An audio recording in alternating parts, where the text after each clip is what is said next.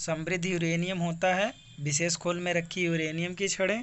प्राकृतिक यूरेनियम जिसमें रेडियोधर्मी U-235 आइसोटोप का घटक कृत्रिम रूप से बढ़ाया जाता है, या प्राकृतिक यूरेनियम और थोरियम का मिश्रण, या क्रोमियम की कोटिंग की हुई यूरेनियम की छड़ें। तो समृद्ध या एनरिच्ड यूरेनियम भी एक प्रकार का यूरेनियम होता है जिसमें जो समस्थानिक होते हैं उनको विलग करने की जो प्रक्रिया होती है वो यूरेनियम 235 का जो प्रतिशत संघटन है उसको कृत्रिम रूप से बढ़ाया जाता है। तो इसका सही उत्तर है ऑप्शन बी। एक रेडियो एक्टिव पदार्थ की अर्धायु 4 महीने है। इस पदार्थ के 3/4 का क्षय होने में समय लगेगा 3 महीने, 4 महीने, 8 महीने या 12 महीने। तो सबसे पहले टी हाफ जो दिया है वो हमारा 4 महीने है, तो शेष मात्रा क्या है, एक में से हम घटा देंगे 3/4 को, आ जाएगा 1/4। इसका फार्मूला होता है कि 1/4 = 1/2 की पावर होल n। तो यहाँ से n की वैल्यू 2 आ जाएगी, और क्षय होने में जो लगा समय होता है वो होता है n × टी हाफ। तो वो हो जाएगा 2 × 4 = 8 महीने। इसका सही उत्तर है ऑप्शन सी, 8 महीने।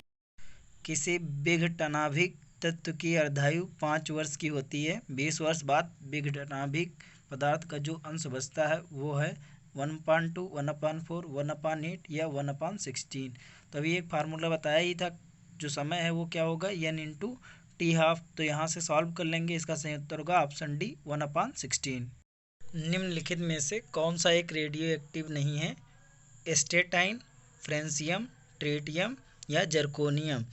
तो जर्कोनियम का परमाणु क्रमांक जो होता है वो 40 होता है, वो रेडियो एक्टिव तत्व नहीं है। तो इसका सही उत्तर है ऑप्शन डी।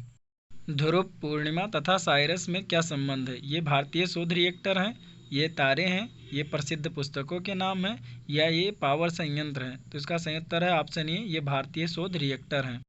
इंदिरा गांधी आणविक अनुसंधान केंद्र स्थित है महाराष्ट्र में, तमिलनाडु में, उत्तर प्रदेश में या कर्नाटका में। तो इसका सही उत्तर है ऑप्शन बी, तमिलनाडु में। कलपक्कम में चेन्नई के निकट इंदिरा गांधी परमाणु अनुसंधान केंद्र की स्थापना की गई थी, और इसका मुख्य कार्य जो है वो फास्ट ब्रीडर रिएक्टर के संबंध में अनुसंधान एवं विकास करना है। निम्न में से कौन सा युग्म सुमेलित नहीं है? Indira Gandhi centre for atomic research Kalpakkam, तो ये सही है। Atomic minerals directorate for exploration and research Hyderabad, यह भी सही है। हरिश्चंद्र रिसर्च इंस्टीट्यूट, तो ये HRI जो है वो इलाहाबाद में है, ना कि चेन्नई में है। और इसके अलावा Saha institute of nuclear physics Kolkata में है। तो इसका सही उत्तर है ऑप्शन सी। निम्न संगठनों पर विचार कीजिए। फर्स्ट, परमाणु खनिज अनुसंधान एवं अन्वेषण निदेशालय। Second, Gurjar board. थर्ड, भारतीय रेयर अर्थ लिमिटेड। फोर्थ, भारतीय यूरेनियम कॉरपोरेशन। इनमें से कौन सा परमाणु ऊर्जा विभाग के अंतर्गत है? तो इसके चारों के चारों ऑप्शन परमाणु ऊर्जा विभाग के अंतर्गत आते हैं। तो इसका सही उत्तर है ऑप्शन डी। भारत में भारी जल बनाया जाता है ट्राम्बे में, असम में, दिल्ली में या भिलाई में। तो भारत में भारतीय जल का उत्पादन की जिम्मेदारी जो है वो ट्राम्बे मुंबई के पास है, भारी जल बोर्ड उसकी है। तो इसका सही उत्तर है ऑप्शन ए। सूची का सही मिलान कीजिए। तो पहला जो कलपक्कम है वो आपका तमिलनाडु में है, नरोरा जो है वो उत्तर प्रदेश में है, काकरापारा जो है वो आपका गुजरात में है, और ट्राम्बे है महाराष्ट्र में। तो इसका सही उत्तर है ऑप्शन बी। परमाणु ऊर्जा संयंत्र स्थित है नरोरा में, घाटशिला में, कलपक्कम में या नंगल में। तो हमें पता है कि नरोरा और कलपक्कम में परमाणु ऊर्जा संयंत्र है। इसका सही उत्तर है ऑप्शन बी। भारत का निम्न में से कौन सा परमाणु संयंत्र फोर्थ भूकंपीय पेटी में अवस्थित है? कैगा, कलपक्कम, नरोरा, तारापुर। तो नरोरा उत्तर प्रदेश में है, जो कि फोर्थ भूकंपीय पेटी में है। इसका सही उत्तर है ऑप्शन सी। वो परमाणु ऊर्जा संयंत्र जो हाल ही में सक्रिय हुआ स्थापित है कलपक्कम में, नरोरा में, तारापुर में या कैगा में। तो इसका सही उत्तर है ऑप्शन डी, कैगा में। कैगा जो कि कर्नाटक में है। सन 2000 में यहाँ पे परमाणु ऊर्जा संयंत्र स्थापित हुआ है। तमिलनाडु के कुडनकुलम में रूस परमाणु भट्टियों की कितनी इकाई लगाने हेतु राजी हुआ है? 2, 4, 5 या 6। तो इसका सही उत्तर है option D, 6। Kalpakkam fast breeder reactor के विषय में क्या सत्य है? फर्स्ट, इसमें केवल प्राकृतिक यूरेनियम ईंधन के रूप में प्रायोगिक होता है। सेकंड, इसमें प्लूटोनियम कार्बाइड एवं प्राकृतिक यूरेनियम कार्बाइड का मिश्रण ईंधन के रूप में प्रायोगिक होता है। थर्ड, इसमें 200 मेगावाट से अधिक परमाणु विद्युत उत्पन्न की जाएगी। तो कलपक्कम जो फास्ट ब्रीडर रिएक्टर है वहाँ पे प्लूटोनियम कार्बाइड और प्राकृतिक यूरेनियम कार्बाइड, इन दोनों का जो मिक्सचर है वो ईंधन के रूप में प्रयोग होता है, और यहाँ पर 200 मेगावाट से अधिक परमाणु विद्युत उत्पन्न की जाएगी। तो इसका सही उत्तर है 2 और 3, ऑप्शन सी। कलपक्कम के फास्ट ब्रीडर रिएक्टर निम्नलिखित में से कौन सा शीतलक प्रयोग लाया जाता है? कार्बन डाइऑक्साइड, भारी जल, समुद्री जल, द्रवित सोडियम। तो प्लूटोनियम और यूरेनियम का जो मिक्स कार्बाइड ईंधन है वो प्रयोग किया जाता है, और द्रवित या गलित सोडियम का प्रयोग शीतलक के रूप में होता है। इसका सही उत्तर है ऑप्शन डी, द्रवित सोडियम। एक नाभिकीय रिएक्टर में भारी जल का कार्य होता है न्यूट्रॉन की गति को कम करना, न्यूट्रॉन की गति को बढ़ाना, रिएक्टर को ठंडा करना, या नाभिकीय क्रिया को रोकना।